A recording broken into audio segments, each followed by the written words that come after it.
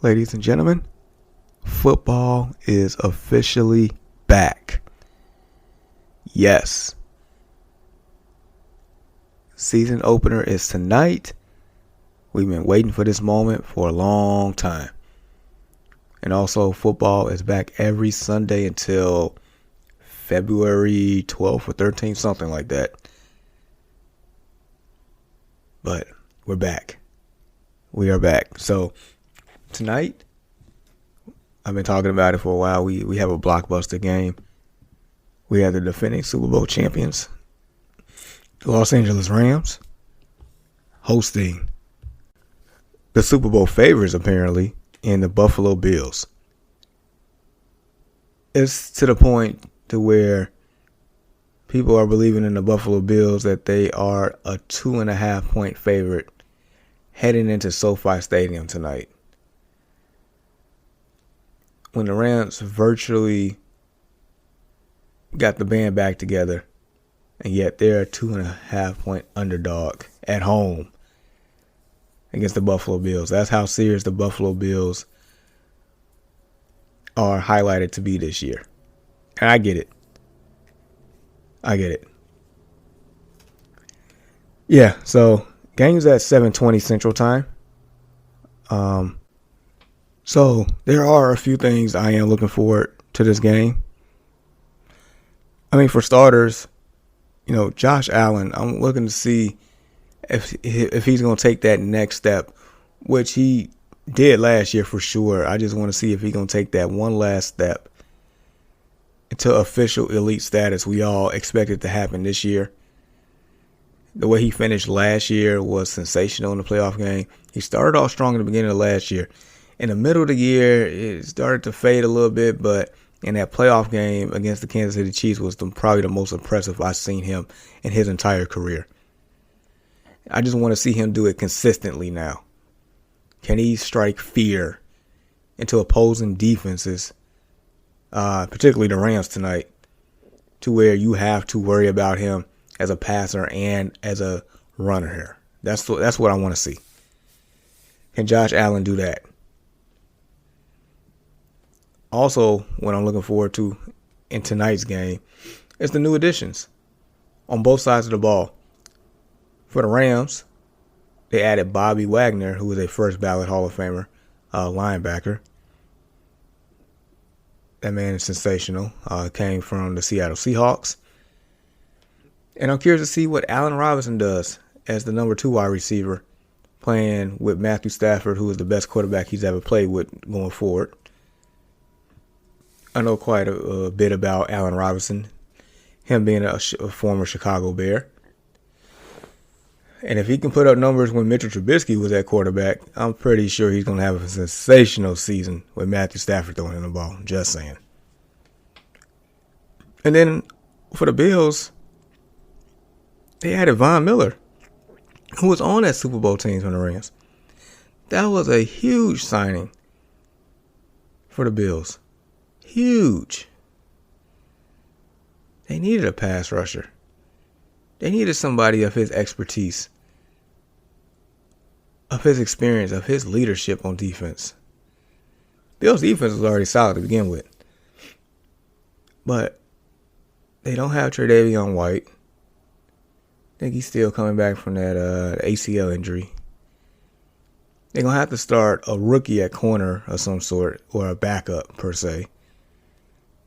It's probably has a chance to be their first round pick, who is, if I can think of the name, Elam. Yeah, Khair Alam. First round pick that they had. I mean, I don't want to see, because here's the thing. The Rams offense is still explosive. Cooper Kupp is still out there. I know I just mentioned Allen Robinson, but Cooper Kupp is still out there. Maybe they might have some sort of favor because Van Jefferson's not playing, but still, it's plug and play over there. I mean, you can't guard both Allen Robinson and Cooper Kupp. Good luck with that. I'm curious to see what the backfield split is for Cam Akers and Darrell Henderson, and that's more so for fantasy football purposes, as you heard me talk about time and time again on here. But I'm curious to see, how that shapes out. I feel like Cam Akers is a better running back, and Darrell Henderson has more of an injury-prone history than Cam Akers.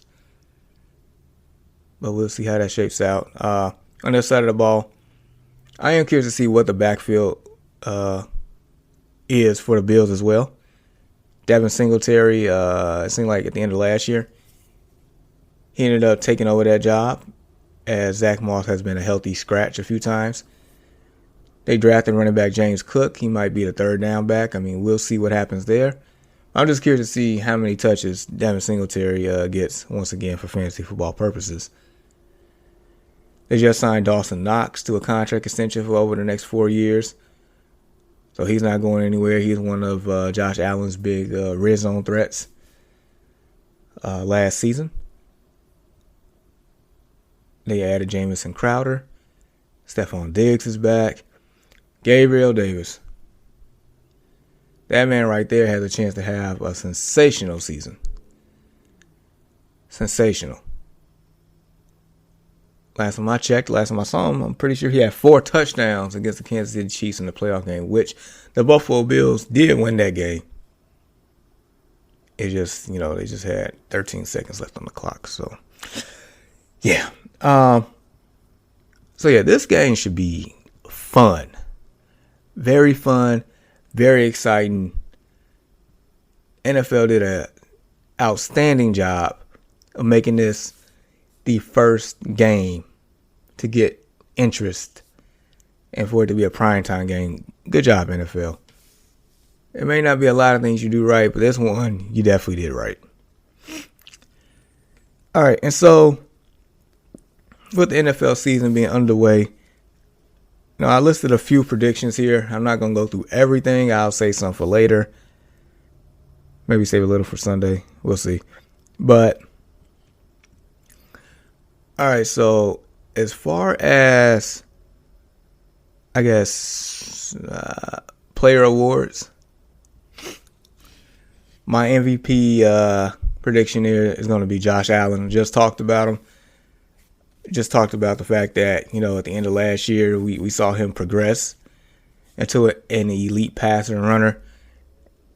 And now this year, I believe he will do that more consistently. He will strike fear in in other defenses.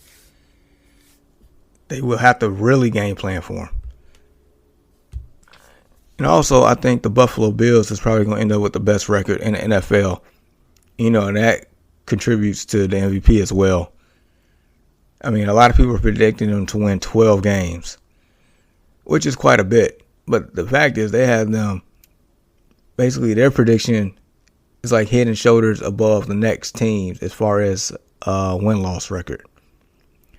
So if for whatever reason that, becomes true, and he plays the way that he played, in that game against Kansas City, he definitely will win MVP, without a doubt. Offensive Player of the Year, I'm going to go with Justin Jefferson. I am a big believer in the Vikings offense this year all the way around because of Kevin O'Connell and what he brings to the table from him coming under the Sean McVay tree. And, I know for a fact that, his offense compared to Mike Zimmer's offense is completely night and day. I think they're going to feature Justin Jefferson. And also, I feel like, it's going to be a lot of stats and yards to be gained in this offense as well. But yeah, Justin Jefferson, I feel like he has a chance to not exactly do what Cooper Kupp did last year, but I feel like the targets and volume is going to be there. The touches is going to be there. And I feel like he's going to take full advantage of that. I am strongly a believer in Justin Jefferson this year.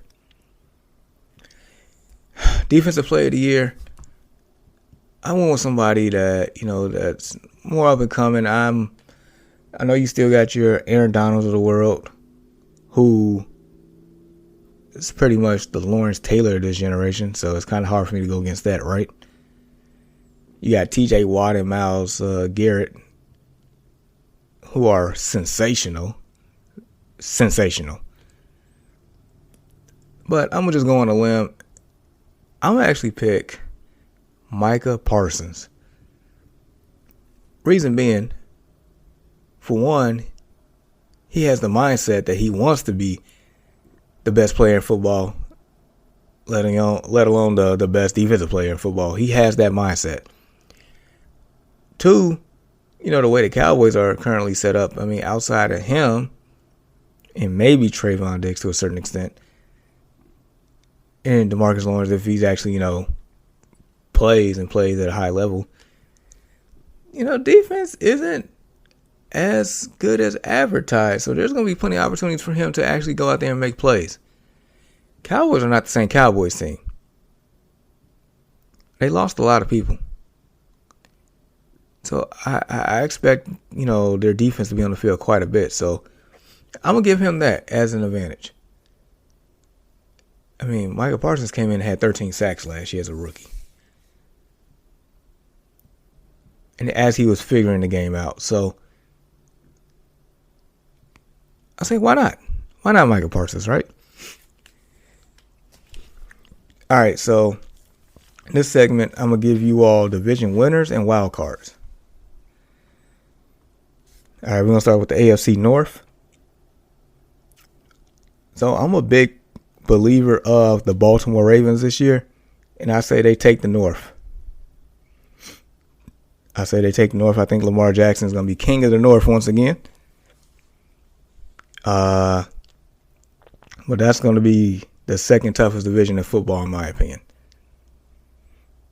In the AFC East is the Buffalo Bills. We're going to keep it moving. In the AFC South, I think it's the Colts by default. Between the addition of Matt Ryan plus the departure of A.J. Brown from the Titans, I think that did it. Because A.J. Brown was a very significant piece to the Titans' offense. Not saying that rookie Treylon Burks can't be that guy, because they drafted him with the intent to replace A.J. Brown as an A.J. Brown prototype. But that's more so a wait-and-see approach. Because now it's like, until further notice, we're stacking the box against Derrick Henry once again. Until teams actually see it, we're just going to make Derrick Henry work even harder. So, in my opinion, the Colts win the division by default. Now, I will say that the Jacksonville Jaguars are a lot better than what they should be last year. I will say that much. I'll give them that. Because the Jags was the one that canceled the Colts' playoff hopes last year in that debacle of a game. I guess that's why Carson is now known as Commander Carson, right? Yeah. So, got the Colts winning the AFC South. In the AFC West, now this is the juggernaut of all juggernauts.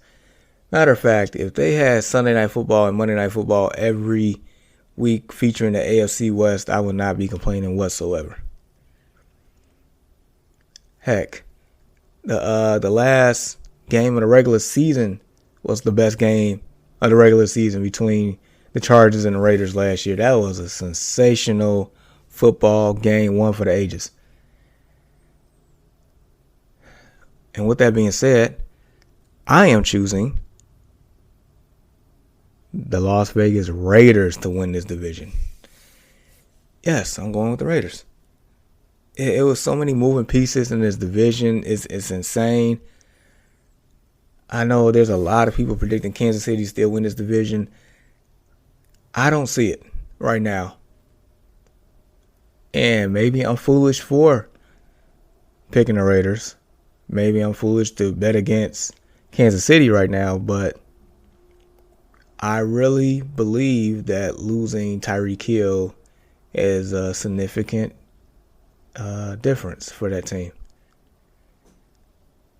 I do. And then not to mention the Raiders did a lot of good things this year in this offseason. Traded for Devontae Adams. So now that offense is star-studded between Carr, Adams, Waller, and Renfro. Still got Josh Jacobs, but they drafted Zamir White, who they absolutely love. And I feel like he's going to be a feature in that offense towards the second half of the year, if not sooner. On the defensive side of the ball, they added Chandler Jones. That man has been playing at an elite level for several years.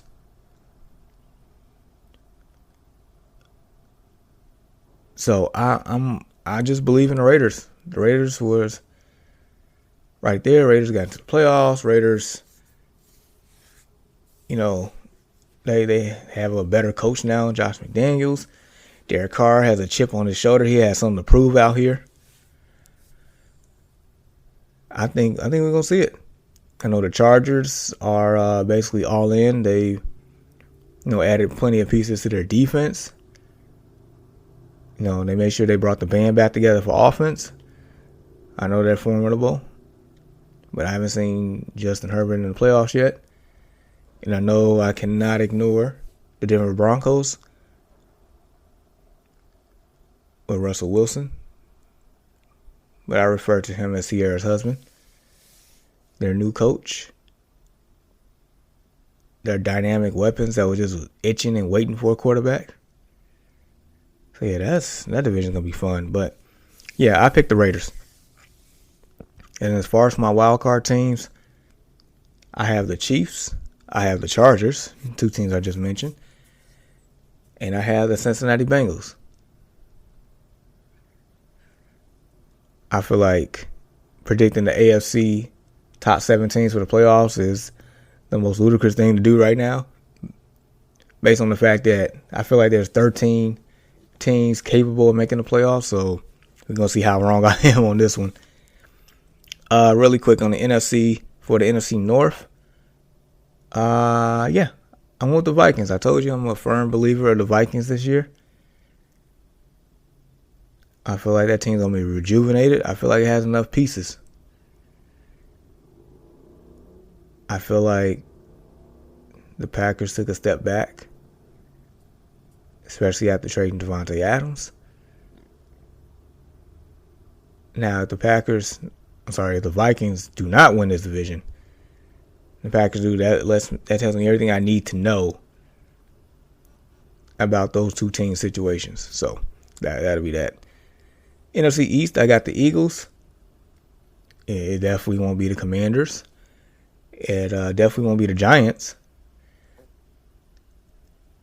And the Cowboys are not the same team. Offensive line is trash. You gave away Amari Cooper for an empty bag of M&Ms. Defense not the same. Yeah, I think it's the Eagles by default. It's the Eagles division to lose. NFC South. This one was probably one of the toughest ones for me as well.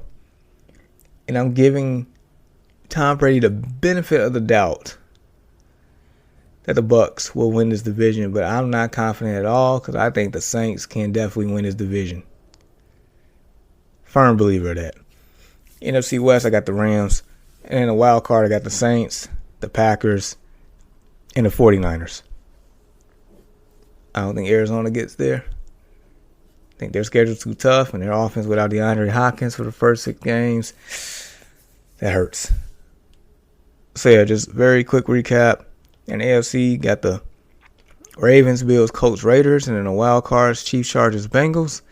In the NFC, I got the Vikings, Eagles, Bucks, Rams, and in the wild cards, Saints, Packers, 49ers.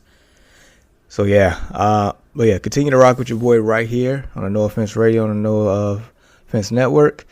Check me out on social media at JGoodWithSports, Facebook, Twitter, Instagram, TikTok. Check me out this Saturday in the Early Morning Sports Talk podcast with my bros Brandon and Ian. That is live on Facebook at 7 a.m. Central Time. And then turn around, follow me up on Sunday with the Destination Fantasy Podcast, Fantasy Football Driven. That is live on Facebook and YouTube. No later than 7:15 start time Central Time with my bros Walter and Deshaun. So yeah, you all have a good one. Be safe. Enjoy the weather while we can before it gets cold. But until next time, peace.